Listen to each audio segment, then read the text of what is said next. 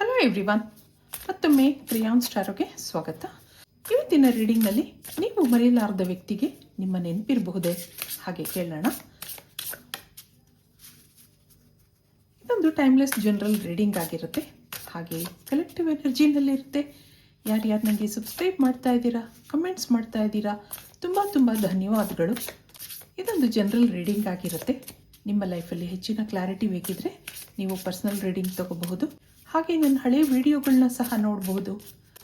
ಇದು ಟೈಮ್ಲೆಸ್ ಆಗಿರುತ್ತೆ, ನೀವು ಯಾವಾಗ ನೋಡಿದ್ರೂ ಅನ್ವಯಿಸುತ್ತೆ. ನೀವು ಮರೆಯಲಾರದ ವ್ಯಕ್ತಿ, ಅವ್ರಿಗೆ ನಿಮ್ಮ ನೆನಪಿದೆಯಾ? ಏನು ಬರುತ್ತೆ ಇಲ್ಲಿ? ಹೋಪ್, ಆಪ್ಟಿಮಿಸಮ್, ನ್ಯೂ ಬಿಗಿನಿಂಗ್ ಅನ್ನೋದು ಬರ್ತಾ ಇದೆ. The healing heart, love, acceptance, romance ಅನ್ನೋದು ಬರ್ತಾ ಇದೆ. Up from the depths, releasing difficulty.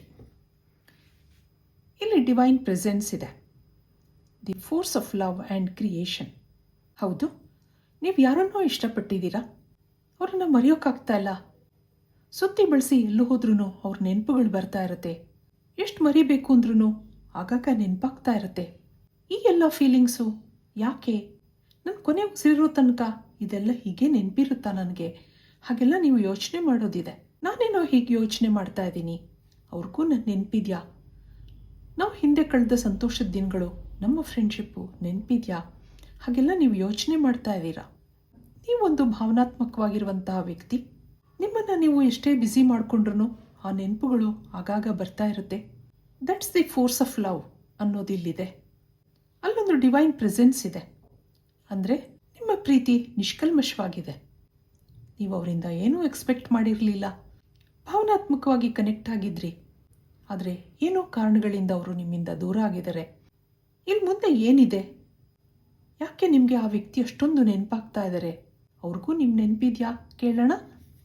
ಇಲ್ಲೊಂದು ಹೋಪ್, ಆಪ್ಟಿಮಿಸಮ್, ನ್ಯೂ ಬಿಗಿನಿಂಗ್. ಹೌದು, ಅವ್ರಿಗೂ ನೆನಪಿದೆ. ಮತ್ತೆ ನಿಮ್ಮನ್ನು ಭೇಟಿಯಾಗಬೇಕು, ನಿಮ್ಮನ್ನು ಮಾತಾಡಿಸ್ಬೇಕು ಅನ್ನೋದಿದೆ.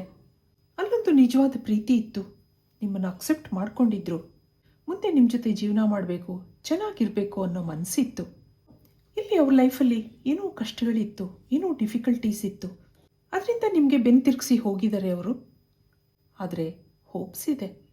ಒಂದಲ್ಲ ಒಂದಿನ ಮತ್ತೆ ಬಂದು ನಿಮ್ಮನ್ನು ಮೀಟ್ ಮಾಡ್ತೀನಿ ಹಾಗವ್ರು ಯೋಚನೆ ಮಾಡ್ಕೊಂಡಿದ್ದಾರೆ. ಪ್ರತಿಯೊಬ್ಬರ ಜೀವನದಲ್ಲೂ ಅವ್ರದ್ದೇ ಆದ ಸಮಸ್ಯೆಗಳಿರುತ್ತೆ, ಅವ್ರದ್ದೇ ಆದ ಡಿಫಿಕಲ್ಟೀಸ್ ಇರುತ್ತೆ. ನಿಮ್ಮನ್ನು ಅಕ್ಸೆಪ್ಟ್ ಮಾಡ್ಕೊಂಡಿದ್ದಾರೆ. ನೀವು ಇಷ್ಟ ಆಗಿದ್ದೀರಾ ಅವ್ರಿಗೆ. ನಿಮ್ಮ ನೆನಪುಗಳು ಅವ್ರ ಮನಸ್ಸಿಗೆ ಒಂಥರ ಹೀಲಿಂಗ್ ಥರ ಅನಿಸುತ್ತೆ. ಅಲ್ಲೊಂದು ಆಪ್ಟಿಮಿಸಮ್ ಇದೆ, ಅಂದರೆ ಹೋಪ್, ಮುಂದೆ ಎಲ್ಲ ಚೆನ್ನಾಗಾಗುತ್ತೆ. ಆ ಒಂದು ಭಾವನೆಯಿಂದ ನಿಮ್ಮನ್ನು ಆಗಾಗ ನೆನಪು ಮಾಡ್ಕೋತಾ ಇದ್ದಾರೆ ಅನ್ನೋದಿದೆ. ಇಲ್ಲಿ ನಿಮ್ಮಿಬ್ಬರ ಮಧ್ಯೆ ಏನು ನಡೆದಿತ್ತು? ಯಾಕೆ ಅವರು ನಿಮ್ಮಿಂದ ದೂರ ಆಗಿದ್ದಾರೆ? ಈಗ ನಿಮ್ಮ ಎನರ್ಜಿ ನೋಡೋಣ. ನೀವೇನು ಯೋಚನೆ ಮಾಡ್ತಾ ಇದ್ದೀರಾ ಅವ್ರ ಬಗ್ಗೆ? ಎಸ್, ಏಸ್ ಆಫ್ ಸಾರ್ಟ್ಸ್ ಬರ್ತಾ ಇದೆ. ನೋಡಿ ಎಷ್ಟು ಚೆನ್ನಾಗಿ ಬಂದಿದೆ. Ace of cups, wow. ಮತ್ತೊಂದು 7 ಆಫ್ ಪೆಂಟಕಲ್ಸ್, 8 ಆಫ್ ಪೆಂಟಕಲ್ಸ್. ಇಲ್ಲೊಂದು 6 ಆಫ್ ವ್ಯಾಂಡ್ಸ್ ಬರ್ತಾ ಇದೆ. ಬಾಟಮ್ನಲ್ಲಿ ಏನಿದೆ? The tower card. ಇಲ್ಲಿ ನಿಮ್ಮ ಸಂಬಂಧ ಮಸ್ಕಾಗಿದೆ ಅಂತ ಹೇಳ್ಕೊಳ್ಳುವಂಥ ಕಮ್ಯುನಿಕೇಷನ್ ಇಲ್ಲ. ಕೆಲವ್ರದ್ದು ಕಂಪ್ಲೀಟ್ ಸ್ಟಾಪ್ ಆಗಿದ್ರೆ, ಇನ್ನು ಕೆಲವರು ಆಗಾಗ ಮಾತಾಡ್ತಾ ಇರ್ತೀರಾ. ಆದರೆ ಅಲ್ಲಿ ಏನೂ ಅಂಥ ಆತ್ಮೀಯತೆ ಇಲ್ಲ. ಎಷ್ಟೋ ಸರಿ ನೀವು ಅವ್ರಿಗೆ ಕೇಳಿರೋದುಂಟು, ಇದು ಯಾಕೆ ಹೀಗೆ? ಮೊದಲಿನ ಥರ ನೀನು ಯಾವಾಗ ಆಗ್ತೀಯಾ? ಹಾಗೆಲ್ಲ ನೀವು ಕೇಳಿರೋದಿದೆ. ಅದಕ್ಕೆ ನಿಮಗೆ ಅಂಥ ಏನೂ ಸರಿಯಾದ ಉತ್ತರ ಸಿಕ್ಕಿರಲಿಲ್ಲ. ಆದಷ್ಟು ನಿಮ್ಮನ್ನು ಅವಾಯ್ಡ್ ಮಾಡ್ತಾಯಿದ್ರು, ನಿಮ್ಮನ್ನು ನೆಗ್ಲೆಕ್ಟ್ ಮಾಡ್ತಾಯಿದ್ರು. ನೀವು ಮಾತ್ರ ಅವರನ್ನು ತುಂಬ ಹಚ್ಕೊಂಡಿದ್ರಿ. ಎಲ್ಲಕ್ಕಿಂತ ಹೆಚ್ಚಾಗಿ ಇಮೋಷನಲ್ ಆಗಿ ಆ ವ್ಯಕ್ತಿನಲ್ಲಿ ಕನೆಕ್ಟ್ ಆಗಿದ್ರಿ ನೀವು. ನಿಮಗೆ ಅವರನ್ನು ಮೊದಲು ಭೇಟಿ ಮಾಡಿದ ದಿನಗಳು ತುಂಬ ನೆನಪಿದೆ. ಆ ದಿನಗಳು ತುಂಬ ಸುಂದರವಾಗಿತ್ತು. ಯಾವಾಗಲೂ ಗಂಟೆಗಟ್ಟಲೆ ಮಾತಾಡೋದಿತ್ತು ಇಬ್ಬರೂ. ಈಗಲೂ ನೀವು ಆ ವ್ಯಕ್ತಿನ ತುಂಬ ನೆನಪಿಸ್ಕೋತೀರಾ. ಆಗಾಗ ನಿಮ್ಮ ಕನಸಲ್ಲಿ ಬರೋದೂ ಇದೆ. ಈ ಫ್ರೆಂಡ್ಶಿಪ್ನಲ್ಲಿ ನಿಮ್ಮದು 100% ಎಫರ್ಟ್ಸ್ ಇತ್ತು. ಯಾಕೆಂದರೆ ಆ ವ್ಯಕ್ತಿನ ನಿಮಗೆ ಕಳ್ಕೊಳ್ಳೋಕೆ ಇಷ್ಟ ಇರಲಿಲ್ಲ. ಆಗಾಗ ಭೇಟಿ ಮಾಡೋಕ್ಕೆ ಕಾಲ್ ಮಾಡ್ತಾಯಿದ್ರಿ, ಮೆಸೇಜ್ ಮಾಡ್ತಾಯಿದ್ರಿ. ಆದರೆ ಬರೀ ಕಾಯೋದೇ ಆಗ್ತಾಯಿತ್ತು ನಿಮಗೆ.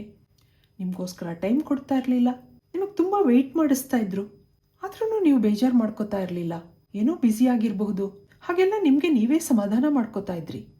ದಿನ ಕಳೆದ ಹಾಗೆ ಅವ್ರ ಸ್ವಭಾವದಲ್ಲಿ ಬದಲಾವಣೆಗಳನ್ನ ಗಮನಿಸಿದ್ದೀರಾ ನೀವು? ಆಗಾಗ ಯಾಕೋ ಲೋ ಫೀಲ್ ಆಗ್ತಾ ಇತ್ತು ನಿಮಗೆ. ಯಾಕೆಂದರೆ ಆ ವ್ಯಕ್ತಿನ ರಿಪ್ಲೇಸ್ ಮಾಡೋಕ್ಕೆ ನಿಮ್ಗೆ ಇಷ್ಟ ಇರಲಿಲ್ಲ. ಮೆಂಟಲಿ ಡಿಸ್ಟರ್ಬ್ ಆಗಿದ್ದೀರಾ ಅನ್ನೋದಿದೆ. ಅವರ ಎನರ್ಜಿ ನೋಡೋಣ. ಅವ್ರು ನಿಮ್ಮ ಬಗ್ಗೆ ಏನು ಯೋಚನೆ ಮಾಡ್ತಾ ಇದ್ದಾರೆ, ನಿಮ್ಮ ನೆನಪುಗಳು ಅವ್ರಿಗೂ ಇದೆಯಾ ಹಾಗೆ ಕೇಳೋಣ. ಇಲ್ಲಿ 3 ಆಫ್ ಸಾರ್ಟ್ಸ್ ಬರ್ತಾ ಇದೆ, ಇಲ್ಲಿ ಡೆವಿಲ್ ಕಾರ್ಡ್ ಬರ್ತಾ ಇದೆ, ಮತ್ತೊಂದು ಪೇಜ್ ಆಫ್ ವ್ಯಾಂಡ್ಸ್, ಹಾಗೆ ಏಸ್ ಆಫ್ ಸಾರ್ಟ್ಸ್ ಬರ್ತಾ ಇದೆ.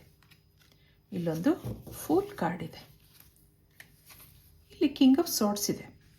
ಜೀವನದಲ್ಲಿ ಏನೋ ಸಮಸ್ಯೆಗಳಿದೆ, ಏನೋ ಫೈನಾನ್ಷಿಯಲ್ ಅಥವಾ ಫ್ಯಾಮಿಲಿ ಇಶ್ಯೂಸ್ ಕಾಣ್ತಾ ಇದೆ.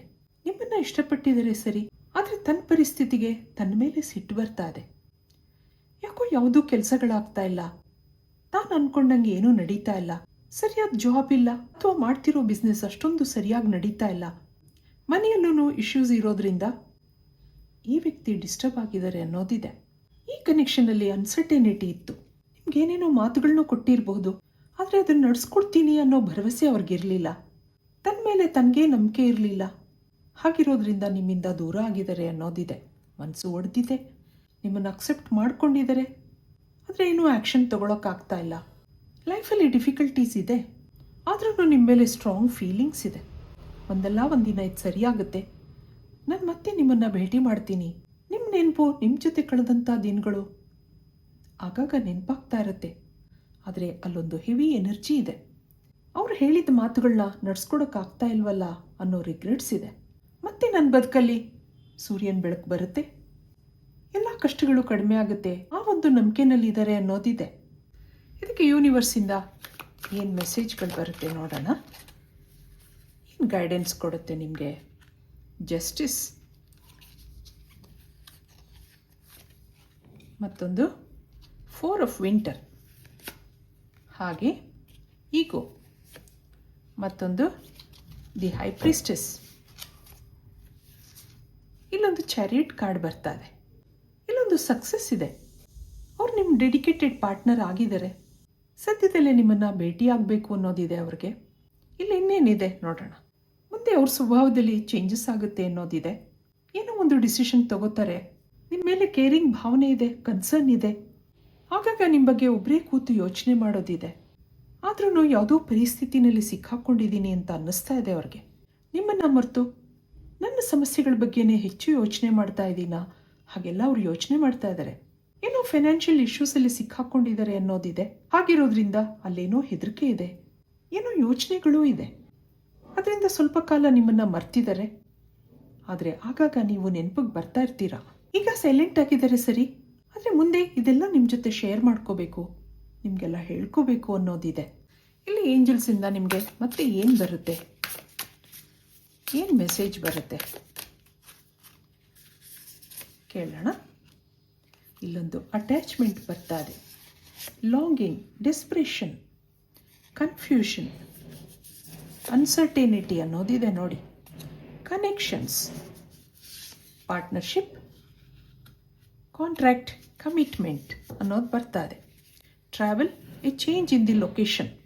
ಅವರು ಸ್ಟ್ರಾಂಗ್ ಮಾಡ್ಕೋತಾ ಇದ್ದಾರೆ. ಅವ್ರ ಪರಿಸ್ಥಿತಿಗಳನ್ನ ಸುಧಾರಿಸ್ಕೊಂಡು ನಿಮ್ಮ ಬಗ್ಗೆ ಏನೋ ಡಿಸಿಷನ್ ತಗೋಬೇಕು ಅನ್ನೋದಿದೆ ಅವ್ರಿಗೆ. ಈ ಕನೆಕ್ಷನ್ ಬಗ್ಗೆ ಮ್ಯಾನಿಫೆಸ್ಟ್ ಮಾಡ್ಕೊಳ್ಳೋದಿದೆ, ಪ್ರೇಯರ್ಸ್ ಮಾಡ್ಕೊಳ್ಳೋದಿದೆ. ಆ ಒಂದು ಎನರ್ಜಿ ಇಲ್ಲಿ ಬರ್ತಾ ಇದೆ. ನಿಮ್ಮ ಮೇಲೆ ಅಟ್ಯಾಚ್ಮೆಂಟ್ ಇದೆ, ನಿಮ್ಮನ್ನು ನೋಡಬೇಕು ಅನಿಸುತ್ತೆ, ಮಾತಾಡಬೇಕು ಅಂತ ಅನಿಸುತ್ತೆ. ಏನೋ ಡೆಸ್ಪರೇಟ್ ಆಗಿದ್ದಾರೆ, ಆದರೆ ಲೈಫಲ್ಲಿ ಏನೋ ಕನ್ಫ್ಯೂಷನ್ಸ್ ಇದೆ, ಅನ್ಸರ್ಟೆನಿಟಿ ಇದೆ. ಮುಂದೆ ನಿಮಗೆ ಕಮಿಟ್ಮೆಂಟ್ ಕೊಡ್ತಾರೆ. ಇಲ್ಲೊಂದು ಪಾರ್ಟ್ನರ್ಶಿಪ್ ಬರ್ತಾ ಇದೆ, ಕಾಂಟ್ರಾಕ್ಟ್ ಬರ್ತಾ ಇದೆ. ಮತ್ತೆ ನೀವಿಬ್ಬರು ಕನೆಕ್ಟ್ ಆಗ್ತೀರಾ ಅನ್ನೋದಿಲ್ಲಿ ಏಂಜಲ್ಸಿಂದ ಬರ್ತಾ ಇದೆ. ಈ ವಿಷಯವಾಗಿ ಕೆಲವರು ಇಲ್ಲಿ ಟ್ರಾವೆಲ್ ಮಾಡ್ಬೋದು, ಚೇಂಜ್ ಇನ್ ದಿ ಲೊಕೇಶನ್ ಅನ್ನೋದು ಬರ್ತಾ ಇದೆ. ನೀವು ಮರಿಲಾರ್ದ ವ್ಯಕ್ತಿಗೆ ನಿಮ್ಮ ನೆನಪಿದೆ, ಮತ್ತೆ ನಿಮ್ಮನ್ನು ಅಕ್ಸೆಪ್ಟ್ ಮಾಡ್ಕೋಬೇಕು, ನಿಮಗೆ ಕಮಿಟ್ಮೆಂಟ್ ಕೊಡಬೇಕು ಅನ್ನೋದಿದೆ. ಇದು ಇವತ್ತಿನ ರೀಡಿಂಗ್ ಆಗಿರುತ್ತೆ. ಮತ್ತೆ ಇಂಥದ್ದೇ ರೀಡಿಂಗ್ ಕೇಳಬೇಕು ಅನಿಸಿದ್ರೆ ನನ್ನ ವಿಡಿಯೋಸ್ನ ಲೈಕ್ ಮಾಡಿ, ಶೇರ್ ಮಾಡಿ, ಸಬ್ಸ್ಕ್ರೈಬ್ ಮಾಡಿ. Thank you for watching. Be happy always.